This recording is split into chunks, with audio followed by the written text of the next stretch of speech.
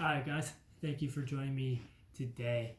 I'm going to be doing something a little different. I'm not going to do a deck profile for this video.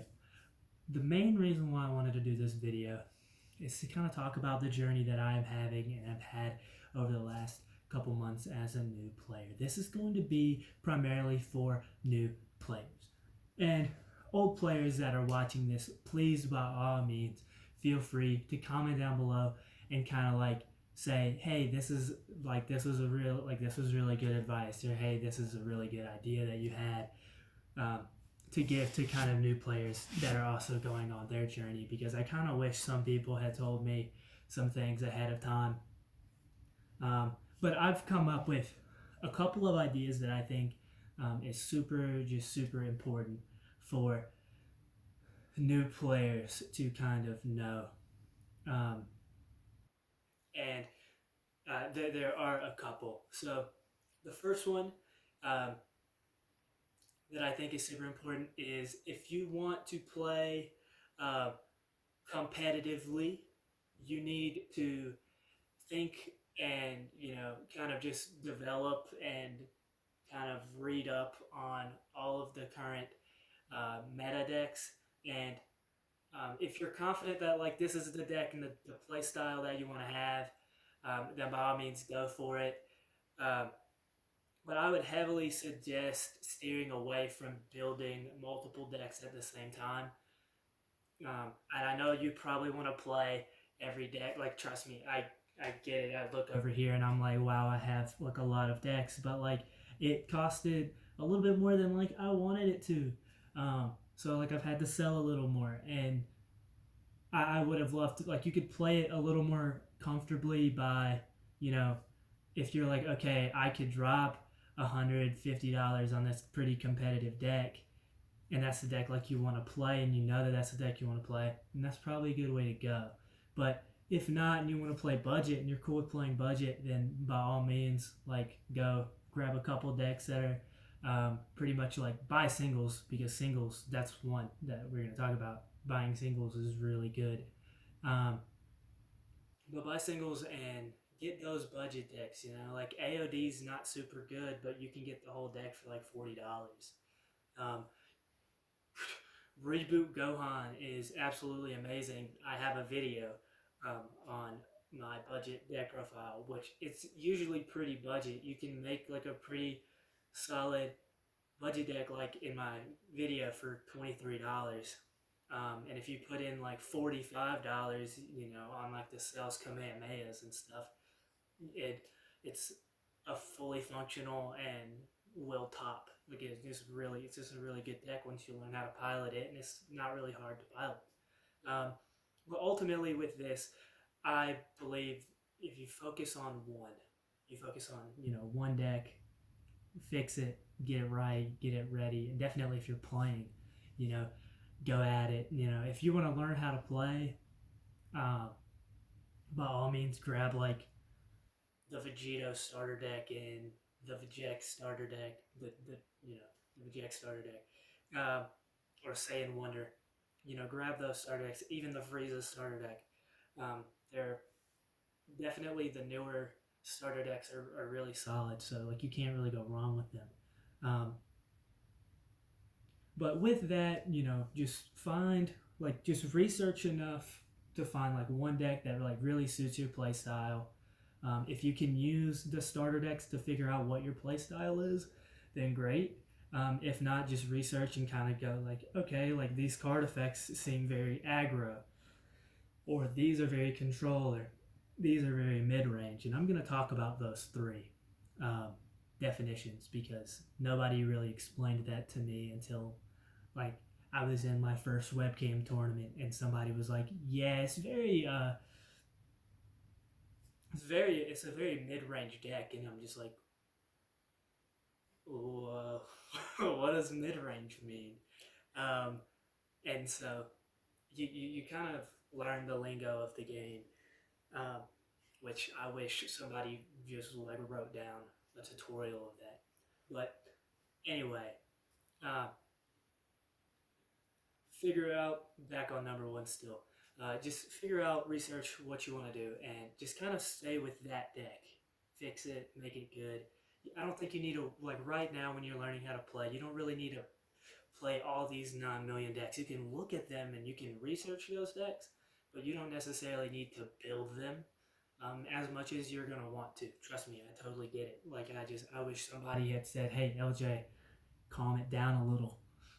Just build one deck, maybe build a second one, but you don't need to build so many. And so that was just something that I feel like I would have needed. Number 2 that I think is super important is buy singles. Buying singles, sure you can go and you can buy like packs and boxes, but like it's a lot of money. If you buy singles, like in the deck list for the Reboot Gohan, if you buy those singles, sure, probably add shipping, you're probably looking at about $30. But if not, if you were to go and you were to buy a box to get all that stuff, that's $70 a box, depending on what pack everything came from. Because there's some boxes that cost hundreds of dollars already, or like $120, and then there's some boxes that are only like $50. And so, sure, like you could possibly have a good, you could probably have a good positive, but it's not worth it when you can just buy the singles pretty cheap. TCG Player is not always the best. To get into number 3, utilize the auction centers on Facebook. Please, please, please. Utilize the auction centers on Facebook. Most people have gotten to the point where they normally do like 75% to 80%, or 70 or 80 to 75% off on, like, from what TCG Player would do. So for example, if somebody's doing 80% off and a card is $10, or cards together it's $10, they would do it for like 8 or 6 even. So like, just think about those and really like try to maximize what you're getting for the money that you're spending. So like if if you're not in a rush for a card, maybe wait on, look for it for auctions and stuff like that. But if not, if you are in a rush, then maybe sure you could possibly get it on TCG Player. But definitely utilize that like auction and the community group and just learning through that, because I've learned a lot through that. And I'm super glad that I found that auction center, because that's gotten me a lot of stuff for really, really, really cheap. It's also made some really good friends. So also just don't be afraid to reach out to some people. That's going to be number 4. Don't be afraid to reach out to people and ask questions. I so wish I asked more questions. Trey Faircloth, if you don't know him and you're new, you're going to know him, hopefully. He's pretty... He plays a lot, and he talks a lot, and he's within the community. I wish I had asked him more questions instead of just kind of go like, I'm going to figure it out, just really ask questions. It's not that big of a deal. Anybody. Because one thing that I've learned from this community is like people are willing to answer questions. Definitely like the people that aren't taking the game super duper seriously right now. Like everybody here loves the game. We take it seriously like sometimes, but like we like to have fun, and we like to talk and have a good time and like really help each other grow, because that's kind of the idea of a card game. Is like you want your card game community to build up. You don't want it to fizzle out. So there's a lot of people who really just enjoy that. And I think number 5, to just have fun. I think that's the biggest rule in any game, any card game. Just have fun and learn what you like. Find a character that you really like. Like I love Android 17, and I'm trying really hard to make an Android 17 deck that's not even like super viable, really. But it involves like cells, and I'm coming up with a good one, and I'm gonna make a deck profile video on it sooner or later. Just because, and I know very well that it's not like a competitive deck or a super competitive deck, but it's Android 17. I love Android 17. It's my favorite character ever. Well, I wouldn't say ever, but it definitely in Dragon Ball, and he's a close favorite character just of anything. I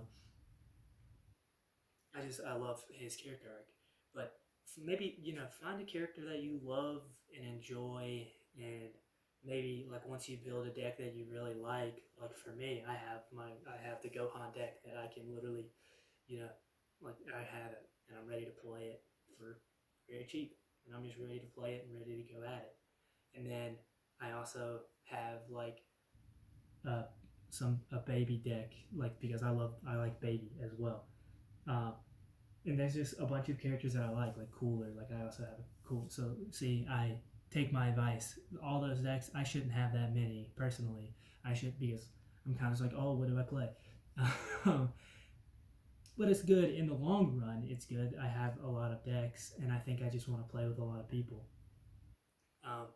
But totally just utilize like the Discord and utilize anybody who wants to play. So like if anybody who's watching this in the community, please feel free to message me on Facebook to do like a Discord battle. That'd be so cool, very sick. I'd be super excited. Or even like we can have a comments section where we just talk about it. So I would love to do that too. Sorry, I keep rubbing my nose. The fall season, allergies and whatnot. So, but thank you for joining me. I just want to tell you how thankful I am that you've made it through the end of this video. Please, if you enjoy this, please like, subscribe, comment, share with anybody. Definitely share with newbies, just to have a conversation. Like we're just having a conversation. So please have a conversation with me. And I'm looking forward to posting another video. Let me know down in the comments what kind of profile you would possibly like. I have quite a few, and I might just do a kind of poll. So if anybody like wants to see a particular one that I've made so far, by all means, we can do that. So see you soon. Thanks for talking to LJ.